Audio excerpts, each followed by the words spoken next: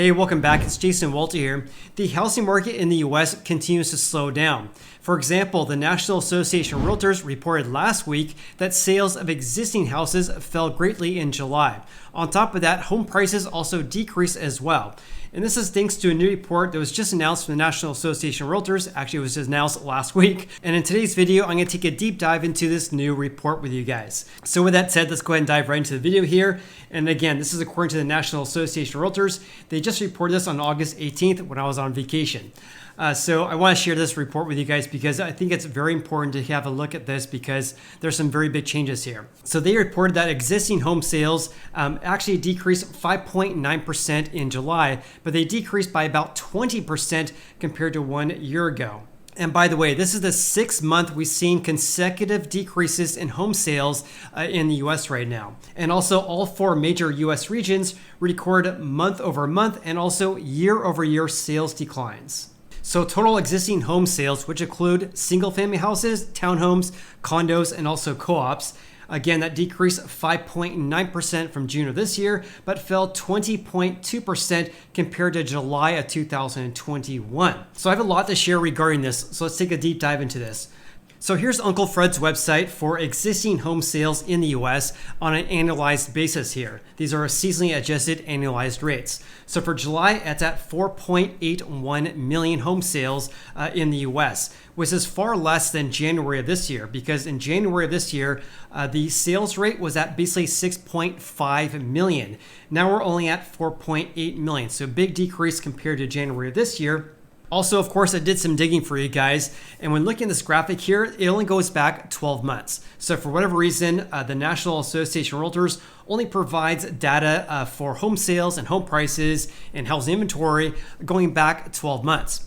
And again, I did some digging for you guys. So 4.8 million home sales on an annualized basis. This is the lowest levels since May 2020. And also here's a table I pulled from the National Association of Realtors website here. At 4.81 million home sales for July, this is far less, of course, compared to January of this year, but also far less than the annualized numbers or the yearly numbers for 2021, 2020, and 2019. Because in 2019, we had 5.3 million existing home sales in the US.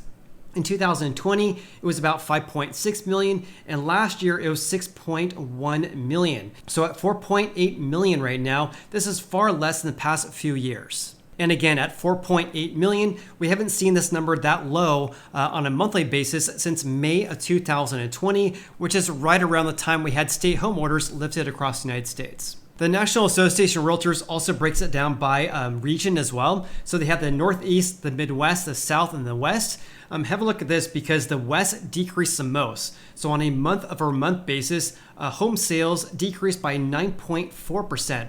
But on a year-over-year basis, again, this is July 2021 compared to July 2022, sales decreased by 30.4%. And this is basically double the decrease on a percentage basis compared to the Northeast and also the Midwest, because those only decreased by 16.2% and 14.4% in the Midwest. But again, on a national level, home sales decreased by 20.2% from 1 year ago. So one thing I want to share regarding this is have a look at this right here. This is according to the National Association of Realtors again. So here's total existing home sales, and this is the percent change year over year. So the percent change in home sales compared to the previous year. So for July of this year compared to July of last year, home sales decreased by 20.2%. Look at this compared to 1 year ago, though, because back in 2021 in July, home sales actually increased by 1.7%. So what a turnaround, right? 1.7% increase compared to 1 year ago back in 2021, now decreasing by 20.2%. Also, take a look at how the changes have been occurring over the past few months, though. Because look at basically August all the way until about April this year. Home sales decreased on a year-over-year basis in the range of 1 to 8%. But ever since May, home sales have decreased greatly. 8.6% back in May compared to May of 2021, then decreasing the following month to 14.4%, and now down 20%. So in other words, what we're seeing right now is an acceleration of a decrease in home sales on a year-over-year basis. And the National Association of Realtors chief economist Lawrence Yun basically talks about this impact of rising mortgage rates causing the decrease in home sales. But he says this: home sales may soon stabilize since mortgage rates have now fallen to near 5%, thereby giving an additional boost of purchasing power to home buyers. But mortgage rates have been increasing though. Current rates right now are about 5.7% and not 5%. But this trend of decreasing mortgage rates has basically reversed. Ever since mid-July of this year, mortgage rates have been increasing. So rates right now are about 5.7%. Okay, changing gears slightly, let's talk about housing inventory. So total housing inventory, which by the way, the National Association of Realtors, for whatever reason, they include pending home sales to their total housing inventory numbers. That's why this number here at 1.3 million units is overstated compared to Realtor.com, Redfin, and Zillow, for example. But in any case, inventory increased by 4.8% from June, and it's unchanged from the previous year according to the National Association of Realtors. However, though, unsold inventory sits at a 3.3 month supply at the current sales pace. This is up from 2.9 months in June and 2.6 months from 1 year ago. And again, here's a graphic showing the month supply according to Uncle Fred's website here.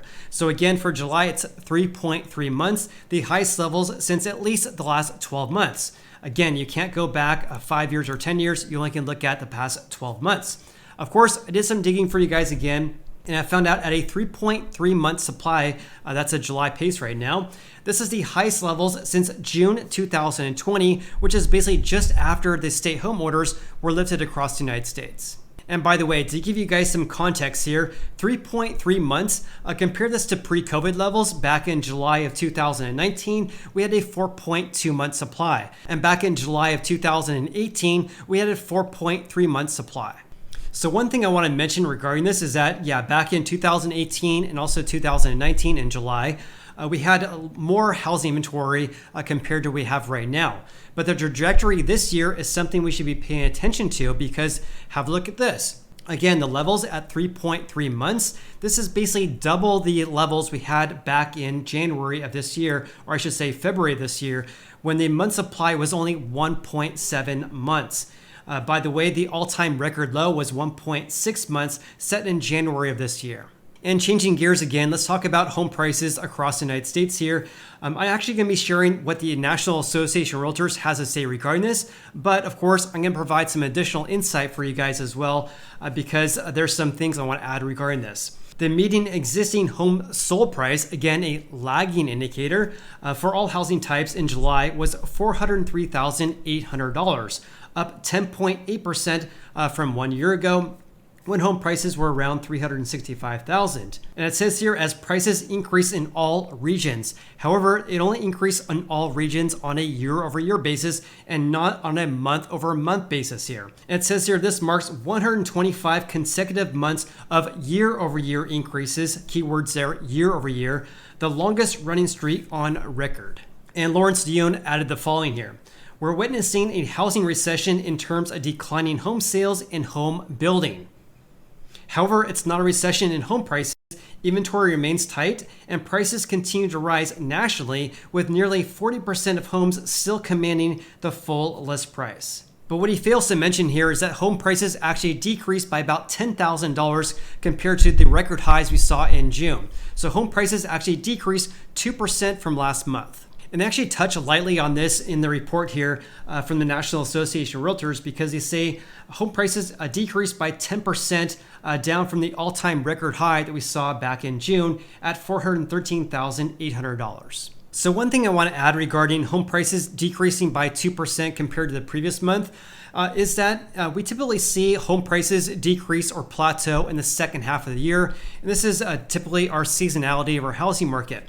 But in my personal opinion, we're going to be seeing that, plus a lack of housing affordability, which is further going to cause our housing market to slow down in the last half of this year. You actually can see this when looking at the trends as well, because take a look at this. Here's home prices compared to 1 year ago, the percent change compared to 1 year ago. So back in July 2021 compared to July 2020, home prices increased by 19.3%. And they basically hovered around 14 to 16% all the way until we hit June of this year. So in June, home prices only increased by 12.8%. And in July, they decreased further to 10.8%. So a 10.8% increase compared to 1 year ago, but this is far less than 19.3% that we saw 1 year ago. Meanwhile, houses that are priced right, meaning they're not overpriced, are still selling very quickly though. So on average for July, days on the market was 14 days. That was basically on par with last year's levels compared to 1 month ago as well. And also 82% of houses that sold in July were on the market for less than 1 month. And first-time homebuyers were responsible for 29% of all home sales in July. Again, that was on par with last year's levels and also compared to June of this year. And also all cash sales represented 24% of all transactions in July. So of all the home sales in July, 24% went to all cash buyers. Again, that was on par with June and also compared to July 2021. Additionally, individual investors and second home buyers, who make up many cash sales, of course, purchased 14% of the houses that sold in July. And that was basically on par with June and also compared to 1 year ago as well. And of course, distressed sales, which are defined by foreclosures and short sales, were basically non-existent, representing about 1% of all sales. And according to Freddie Mac, the average 30-year fixed rate mortgage in July was 5.41%. 1 year ago, it was 2.96%. And this is one main reason why the housing market is slowing down. And according to Realtor.com, the largest year-over-year increases in the asking prices for houses that are listed for sale were actually in Miami, Memphis, Tennessee, and Orlando, Florida, all increasing over 28% compared to 1 year ago. Also, Phoenix, Arizona reported the highest increase in the share of houses that had price reductions compared to last year. So take a look at this. Here's according to altosresearch.com. So for Phoenix, Arizona, the share of price drops is at 62.84%. That's a 7-day average right now as of August 19th. So about 63% of the houses that are listed for sale over the past 7 days have had price reductions in Phoenix, Arizona. And by the way, the national average, according to altosresearch.com, is at 38.97%. So the share of price drops in Phoenix, Arizona is far higher than the national average. Also, take a look at Boise, Idaho as well. In Boise, the share of price drops over the past 7 days is basically 64%. In Sacramento, California, where I live and work as a real estate agent, the share is basically at 52.5%. And going back to this report from the National Association of Realtors here, condos and co-op sales actually were down 9.1% from June of this year and down 29.6% from 1 year ago in July 2021. And the median condo price was at $345,000 in July, an annual increase of 9.9%. So comment below with your biggest takeaways from today's video. Also, if you guys got any value out of today's video whatsoever, then please hit the like button. I greatly appreciate that. Hope you guys have an awesome day and look forward to seeing you on the next video.